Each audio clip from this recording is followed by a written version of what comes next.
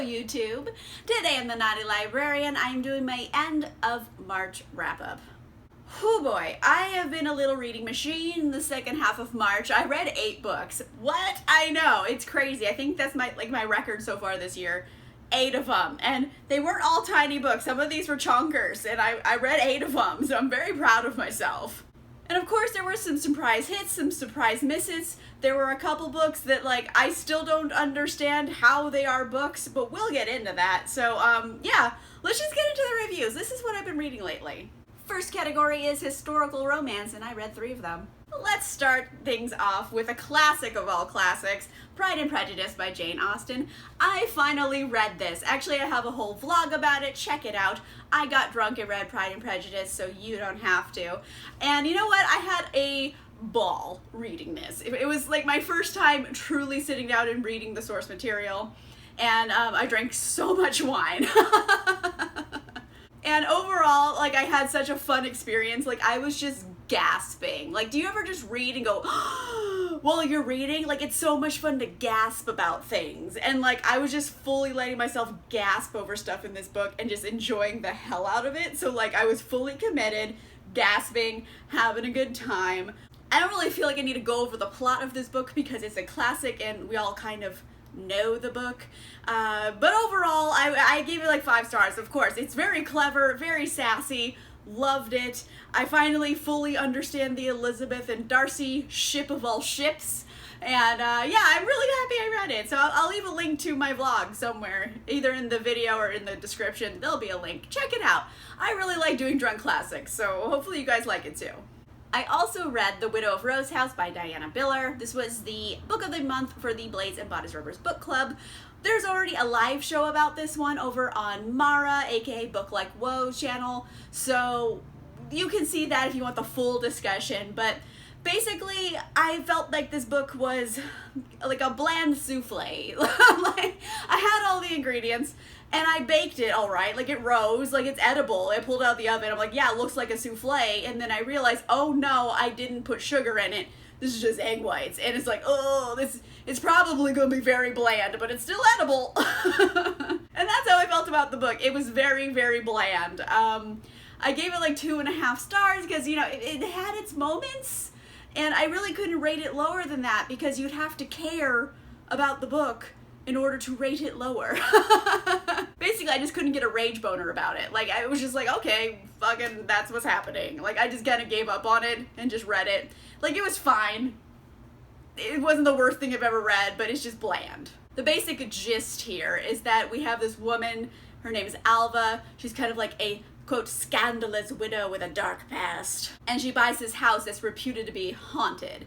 In comes Samuel, Dr. Supreme, and he's just basically scientists in the streets rake in the sheets, because of course he is. And he comes in, he's like, hey Alva, you're super cool and I'm way into ghost hunting. Can I come to your house and hunt this ghost? And she's like, no. And he's just okay, but please. And eventually she's like, all right, fine. And he goes ghost hunting, and they fall in love along the way. So there's an actual ghost in here, and it still managed to be bland. But there's nothing particularly wrong with the book. It's just bland. So, it's edible, but doesn't taste great. I also read This Scott of Mine by Sophie Jordan, and this was an author I had read a novella from and I wanted to read more of, and so I randomly picked up this book. I think it is a series, but an episodic series, so I didn't feel like I was missing something by picking up, I think, book 3 or 4 of this series. In the end, I gave it 3 stars. It was average. It wasn't a particularly bad historical romance, but it wasn't a particularly good one either. It was a little bland, but I don't know. It was more enjoyable because it also had kilts. So there you go. So you have this woman, Lady Clara.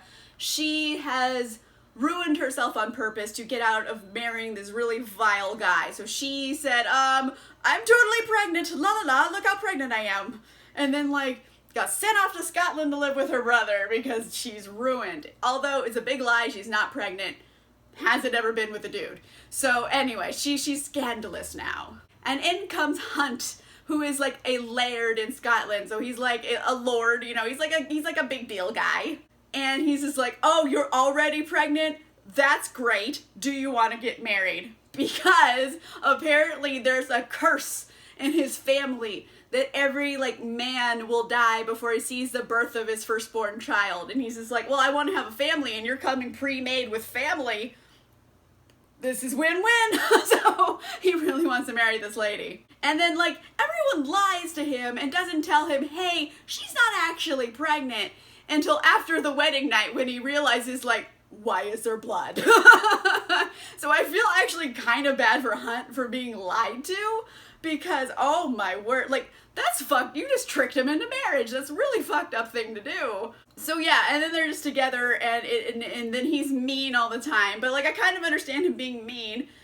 He was tricked into marriage, and then Claire is just dull. So I don't know. It wasn't very like exciting. Like there's like slight accidents. Like, oops, I fell down the stairs, or oops, there was an icicle that fell off a building. It wasn't like, oh, there was a bear, you know? It was just like little accidents that could happen anytime. So the curse wasn't very, you know, extraordinary, and it just was like, it was all right. It was fine. I mean, nothing to write home about, but it was fine. The next category is, what the actual fuck did I just read? And I read 2 of them. So I read Ice Planet Barbarians by Ruby Dixon. Now, this book has a bit of a reputation. Like, I knew what I was gonna get going into this. It's about blue alien dicks. Like, I get it. Like, I went in fully expecting blue alien dicks, so it's not like my expectations were off, okay? Like, I knew there was gonna be a planet, she's gonna be an alien, they're gonna bang it out. Like, I knew what I was getting into here, but, like, it's so bug nuts insane that like the more you try to rationalize things, the more you can't, and your brain just spirals into insanity. So I don't know, don't try to think too hard about this. The basic premise here is that like a whole bunch of women got kidnapped by aliens. They got abducted, they're on this spaceship, and they're super really bad aliens. There's a big trigger warning here for sexual assault that I didn't know going in, and I'm like, wow, this gets graphic quickly. So there's that going on, and for a while I'm like, these are the aliens she's gonna get with? No! Luckily, these weren't the aliens they get with. They crash land on this ice planet, and the women are like, oh, we gotta do something to survive. Georgie, you go out, because you're the least injured. She's like, okay. She's walking around the planet, looking for something, I guess. I don't know what to do. She's just walking around this planet, and she finds blue alien guy, and she's like, wow, that's a big alien. And he's like, oh, I think you're hot. And then, like, mates. Like, he's like, oh, no, like, you are my mate now. Like, let's go. Like, we're married. And she's like, I don't understand the words that are coming out of your mouth.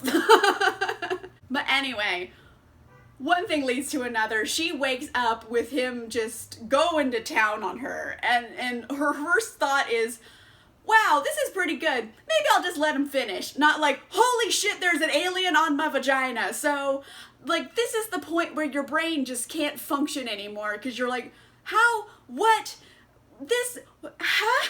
Like, so, like, it makes my brain hurt trying to rationalize any of the thought processes of these characters at any time. But yeah, it's a woman who gets stranded on a planet of ice barbarian aliens, and, well, I guess she's the alien on this planet, but yeah, she gets stranded there, and then she's like, I like him, he's got a big blue alien dick, and, like, that's the whole point of the book, and I was like, how? Like, I was just so lost in the world. In fact, I was so lost, I was like, all right, let's double down. I'm going for book 2. So I had Barbarian Alien, also by Ruby Dixon. Maybe the first book is just bug nuts insane because, like, I wasn't used to it yet. Let's go to book 2. Let's see, like, if maybe now it starts making sense. And if you're wondering also, did the series start making sense? The answer is no. It just gets more insane. And I'm like, oh no. Like, again, it's another story about big blue alien dicks. And it's like another one of the women. She's off with this, like, alien who's kind of, like, grumpy. And he's just like, we're mates. And then, like, he takes that, he absconds with her. And then, like, somehow they, like each other. And then things happen. It's, like, no point in trying to, like, tell you what the plot is. Because, honestly, it's bug nuts insane. So, it's about another lady who meets a blue alien guy. And she's just like, well, I'm keeping him. And, like, just happy as can be. So, yeah, it makes no sense. but it's very, very smutty with blue alien dicks. So, I mean, if that's a selling point for you, you won't be disappointed in the smut level because it's very high. But if you want to, like, have anything make sense, your brain will just hurt. So yeah, I don't know how to feel about this series. I'm just lost in a sea of blue alien dicks. Like, that's where I am with it. Last category is fantasy, and I read 3 of them. I read Blood Air by Ilona Andrews, and you know, this was just one of my treat yourself books. Like, obviously I'm going to enjoy it. This is a continuation of the very well-loved Kate Daniels series, so it's still taking place in that world, but now we're following Julie. For fans of Kate Daniels or people who are maybe just starting the series, Julie is like a kid in the original series. This is Julie all grown up and like kicking butt and taking names. And Julie's back to try to save the day. There's like, you know, an evil fire death god trying to be resurrected, and Julie's like, no, we can't have that happen. So she's like trying to fight against that. And it's just like, you know, crazy magical things afoot. She rides a unicorn. Like, like this book also like makes no sense, but I feel like the authors understand the world that's happening. So I feel like someone's at the wheel of the ship. You know what I mean? Like, someone knows what's happening here. So like, I feel comforted by that, even if it's like a lot of magical craziness happening.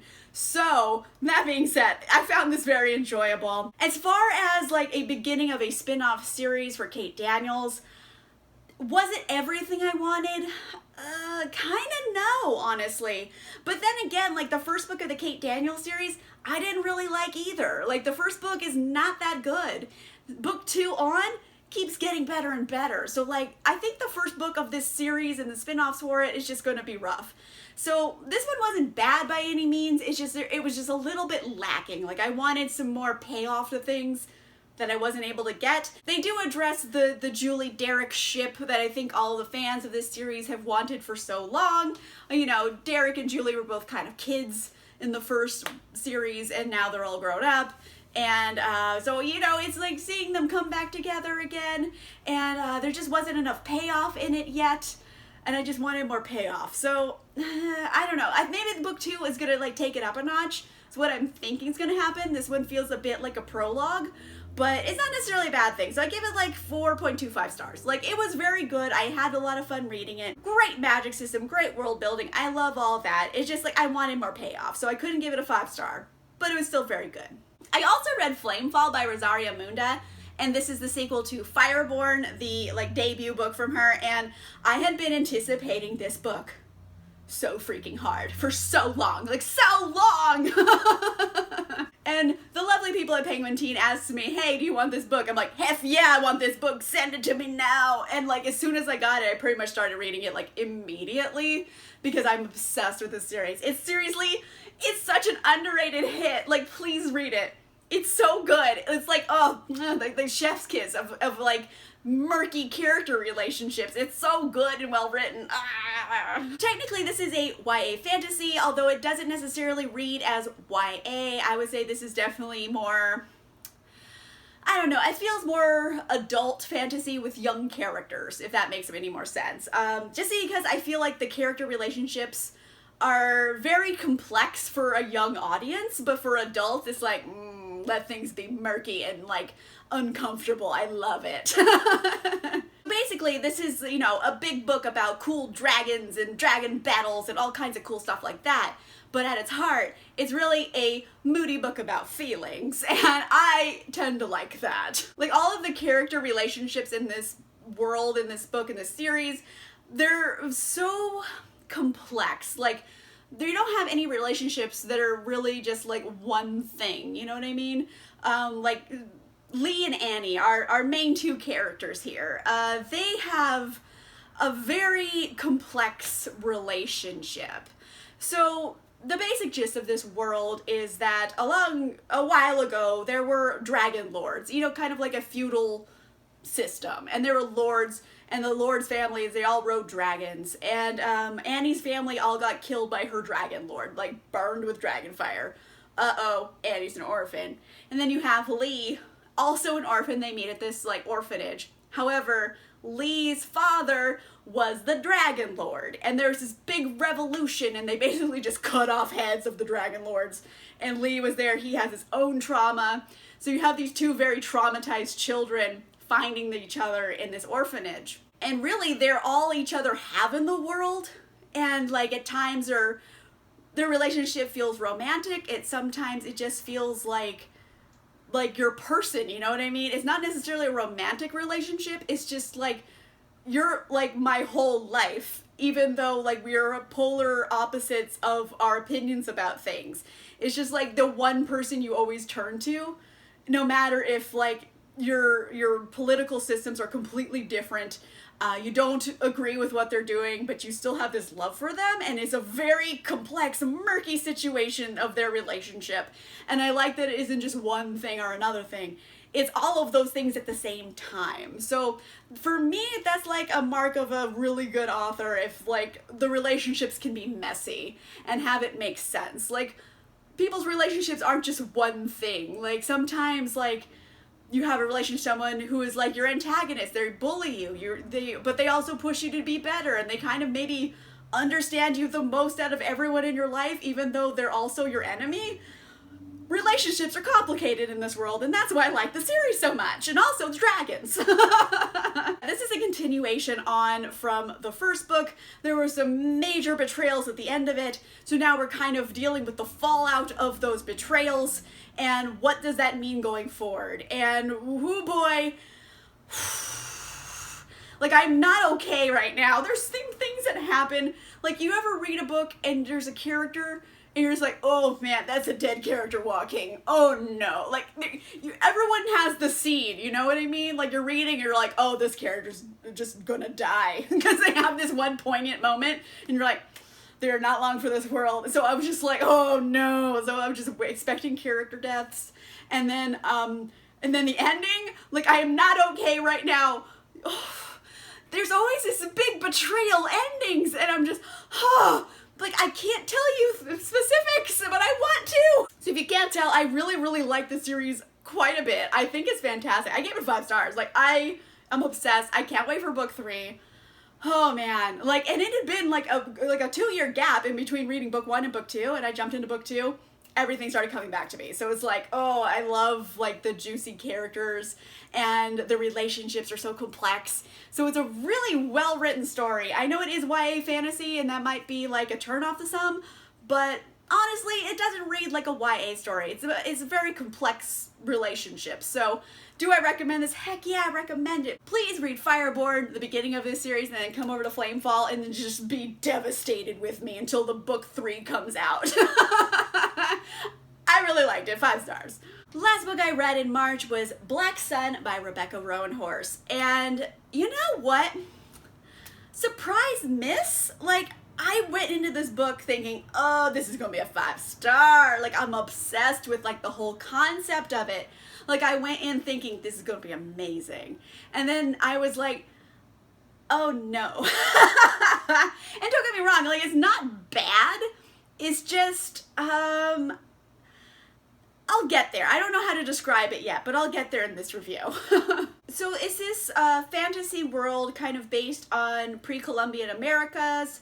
So you have that kind of magic system, that world building system in place, which I do genuinely really like, because I don't see a lot of fantasies based around that. So already liking the setting.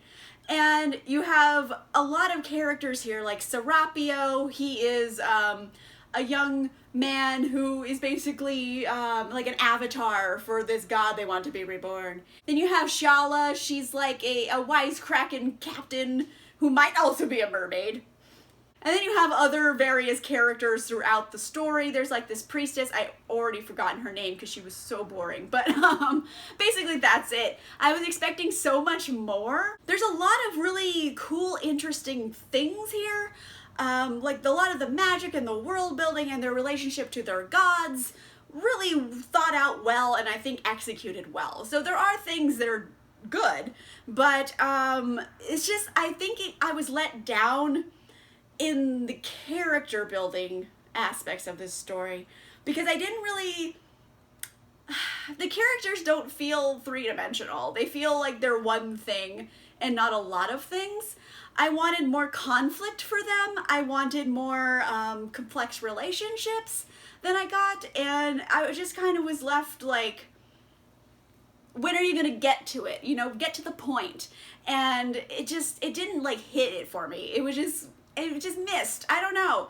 I ended up giving like 3.5 stars because it's still good objectively speaking. Is it a good book? Yeah, it's good. Like subjectively speaking, meh, like I was like kind of really disappointed in it, honestly. Basically, the characters in this, they feel like fairy tale characters. And I've used this analogy before in reviews, and I don't know if it makes sense to anybody but me, but fairy tale characters are kind of archetypes. They are exaggerated versions of characters that are kind of the embodiment of one thing. And that's fine, that's great for fairy tales, but like if I'm reading you know, an adult fantasy novel that's supposed to be like epic world building, epic fantasy, and I don't have characters who are flawed and have more than one thing going on for them, then I get kind of bored with it. So I just wanted these characters to be a bit more fleshed out than they ended up being. Do I think like the situations around these characters and what the characters are is cool? Yeah, definitely. I just needed more emotion, I think. I needed more struggle. I needed more, you know, conflict. I needed more out of this than I ended up getting. But objectively speaking, it's good. Subjectively speaking, like I wasn't crazily impressed with a lot of things, but also some things were good. 3.5 stars. Like, there you go. Alright, so that concludes March. I've read a lot of books this month. I think this is my highest reading month so far this year. Whew, like yeah, I was a little reading machine the second half of March. And you know, surprise hits, surprise misses. I read a couple books that still boggle my mind and I think forever will. So it was an adventure, everybody. It was a great second half of the month. Let me know in the comments down below. I don't know, what's a book you read that just boggles your brain? You're just like, I don't understand how this is a book. Have you read one of those? And if so, what was it? Let me know in the comments down below. If you like this video, make sure you give it a like. And if you want to see more videos, make sure you subscribe. And I'll see you guys soon.